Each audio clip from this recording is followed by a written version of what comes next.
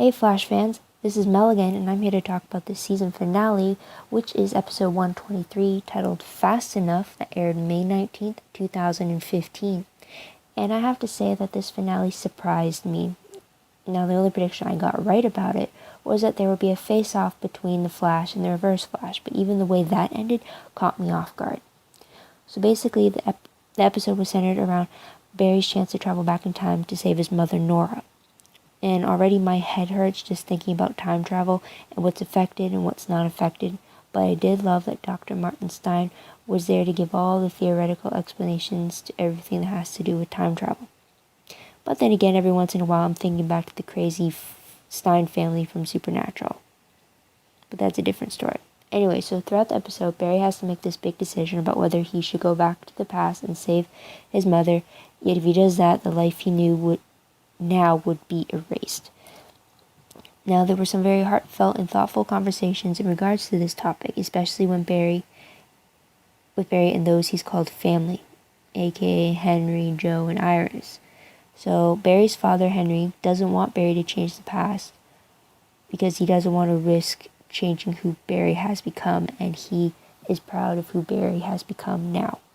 While Joe thinks that Barry should change the past to give himself the chance to grow up with both of his parents, even though that move will essentially erase everything between Barry and Joe. Then Iris plays the middleman, as she tells Barry to make the decision based on what he wants, to think of himself for once. And while I'm on Iris, let's talk about her and Barry, because they actually talked about the 2024 future where they are married, and how they think that future was possible because Barry and Iris hadn't grown up together like in the timeline we've grown comfortable with.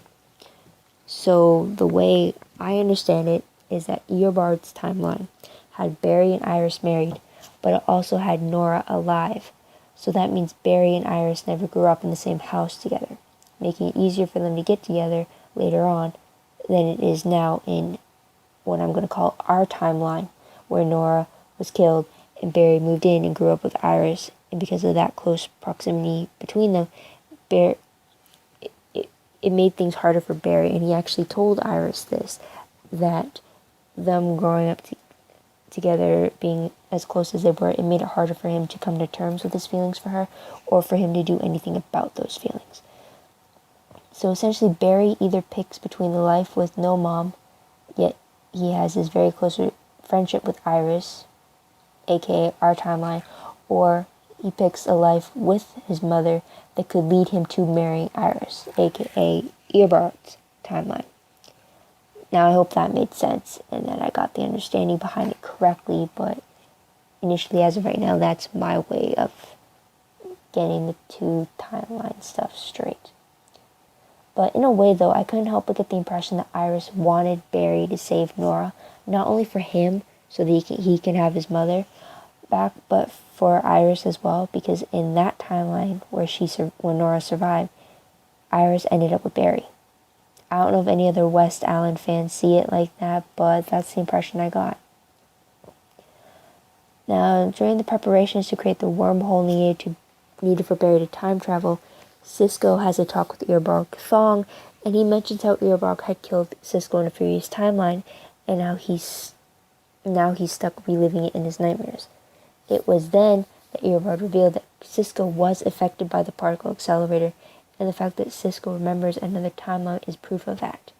Now, while the comic book fans of the show would expect this announcement for Cisco, as a TV show only fan that I am, I was surprised to have it announced like this, yet very pleased, because it explains to some extent why Cisco is remembering something that he really shouldn't be remembering. Now, I have to say that when Barry went back in time to the night Nora was killed, I was surprised by how it all went down. Barry has given every impression to that point that he was going to go back in time with the intention of saving his mother. And at the last minute, Barry doesn't save Nora because his future self signals for him to not go through with it. Now, I wonder why future Barry would want such a thing, But then I get confused about one Barry interacting with another, and if that's the case, then who interacted with the first version, since someone had to tell future Barry, who was in present Barry's place, about not saving Nora, and I'm already getting myself confused again. Yikes. So anyways, instead of saving Nora, Barry stays by her side as she dies, and he tells her who he truly is and how he's going to be okay, and how that he's living a life that she wanted him to live, which is a happy one. So, while I really like the idea that despite not saving her, Barry gave Nora the best parting gift he could give her in that moment, and that was the knowledge that her child was going to be okay without her, that he'd survive and move forward from the tragedy that was her death. A few tears were starting to form in that moment for me, I won't lie about that. It was a very touching reunion/goodbye scene between them. So another monumental moment, I guess you can say, is that Ronnie and Caitlin finally got married, because before Barry time traveled, they got married. And Dr. Stein officiated the quick ceremony just outside Star Labs, and it was amusing how the two parts of Firestorm still bickered with each other. Not as much as before when they were first separated, and yet it's clear that the habit hasn't disappeared between them. So I found that amusing. Now, while everyone seems cheerful at the event, I'm wondering if any Snowberry fans caught this, but Barry looked less cheerful than everyone else at the wedding. Now, Barry's mood could be because of the impending risky time travel trip he's about to make, but as a shipper, I can't help but wonder if his bad mood is because of something more wedding related than time travel related, if you catch my drift. Now, a common thing I did notice was the recurring themes of coincidences and life moments, and how everyone sees it as everything a person experiences leads them to a specific moment in time. And for couples, they deem everything they experience, everything they go through, having it all be worth it because it led them to that moment, to the moment where they met their significant other. Caitlin brought it up during her vows to Ronnie, and Eddie brought it up to Iris when he told her he wanted to be with her despite what the future showed them about West Allen, because all the coincidences that he had to experience all led him to her, led him to Iris. Fortunately for Eddie, his future is cut short in a very unexpected way. In order to stop the Reverse Flash, who was fighting Barry, Eddie kills himself, and as Eobard's ancestor, Eddie's death means Eobard never existed, therefore he's erased from time itself. That one move shocked me greatly. I had expected Eddie to be around for a while, to stir up the love triangle that was semi-formed between him, Iris, and Barry. But he took himself out of the picture for the greater good of the team. And then Eobard's death was a shocker. I mean, it was clever to take out Eddie to indirectly get rid of Eobard, but still, it was a shocker. I mean, I've been under the impression that the Reverse Flash is the Flash's greatest enemy, so I expected him to be around for a while, always a step ahead of Barry, and yet that's not the case anymore because of Eddie. It truly was a shocking move, for sure. I'm still reeling from it that it actually happened. So after the deaths of the Fawns, plural, the wormhole is found to be unstable, and it transforms into the scary reverse tornado that hovers over the city as it's sucking up debris and building up into the sky. Now, as Barry tries to contain the issue that is this reverse tornado, and he's very determined to do so, we see Captain Cold, Kendra Saunders, aka Hawkgirl, and among the city chaos. And Rip Hunter was also mentioned by the Reverse Flash earlier when his time machine was brought up. Now, these three characters and Dr. Stein are all set to appear in Legends of Tomorrow next year as a mid-season spinoff. I kinda wish that we saw a glimpse of Sarah Lance among the city's chaos, but sadly we didn't.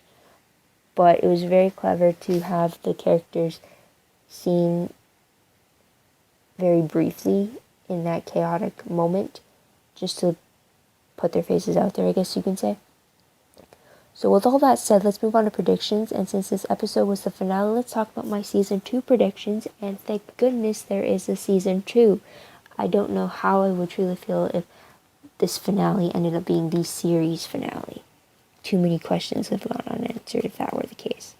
So with Eddie's death, we have to see the emotional ramifications of his death from everyone, especially from Iris and Joe, since they lost a boyfriend and a police partner, respectively, of course. So we have to see that blowback in season 2. Now, with Ronnie and Caitlin now married, does that really mean that Ronnie's staying in town? Will Ronnie be a series regular in season 2? And what will that mean for Firestorm if Dr. Stein is on the Legends of Tomorrow spinoff? I'm definitely interested to see how Ronnie and Caitlin interact with each other, as we've only seen small glimpses of them together, and they were always at different stages of the Firestorm persona or in flashbacks. And I definitely can't wait to see a team up between the Flash and Firestorm. Though don't know how that's going to work if Ronnie is on the Flash and Dr. Stein is on Legends of Tomorrow. Unless he's still going to be in the Flash up until when the mid-season is going to be premiering, which would have it line up with the mid-season of the Flash. I don't know. Anyways, moving on. Cisco learning that he may be a metahuman. Now that has to be explored somehow. Maybe not all at once, but it definitely has to build up somehow. Maybe gradual little fragments at like that end segment after the title card at the end. Maybe those would be Cisco focused, like how this season it was usually Reverse Flash focused. And speaking of Reverse Flash, now that he's dead, I don't know how Barry's going to get his dad out of prison. He was riding on the fact that he needed a confession for the Reverse Flash in order to get Henry out, but now that he's dead, what does that mean for Henry? We'll have to find out. And once again, I hope for more crossovers. I love them so much. And during this year alone, we had 9 crossover episodes between The Flash and Arrow. And when I say crossover, I mean that one character from one show appeared in the other.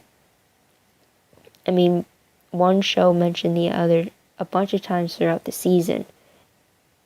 In very subtle ways, of course. But 9 episodes showed the characters actually visiting one show to the other.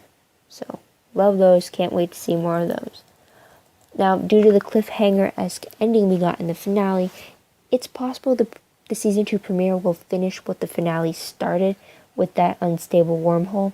Maybe that wormhole is how the time-traveling villain for Legends of Tomorrow comes to the present day. I have no clue. These are all just guesses off the top of my head. And once again, a reminder, I have not read the comics, so I'm not taking anything from there as guides or anything. None of that for me. So, what do you guys think will happen in season 2? What do you predict about it? And what did you think of the finale or of season 1 as a whole? What or who do you want to see in season 2? Or who do you want to see more of that we've seen in season 1? Please let me know in the comments below. I'd love to hear it. Also in the comments below, let me know if you think I should continue with these podcasts. I'm hoping that's maybe a yes. But maybe you can add something you wish to see me cover in the podcast, maybe. A different segment or something. I know it was a bit rambly and all over the place in this video, but it's just too much to talk about, and a lot of the stuff are intertwining with each other, so it's hard to just cut strings from one to the other. And I'm rambling again, sorry. I don't know. Either way, let me know in a comment, or a simple thumbs up will help too. Plus, if you want to know more about next year's CW lineup, which includes Arrow, Flash, and Legends of Tomorrow, check out my video for the CW upfronts. It's on my channel, so go check it out. So until next time, don't forget to like this video, subscribe to my channel, and check out all my other videos. And until next time, Flash fans, this is Mel, and I'm heading out. Bye, guys.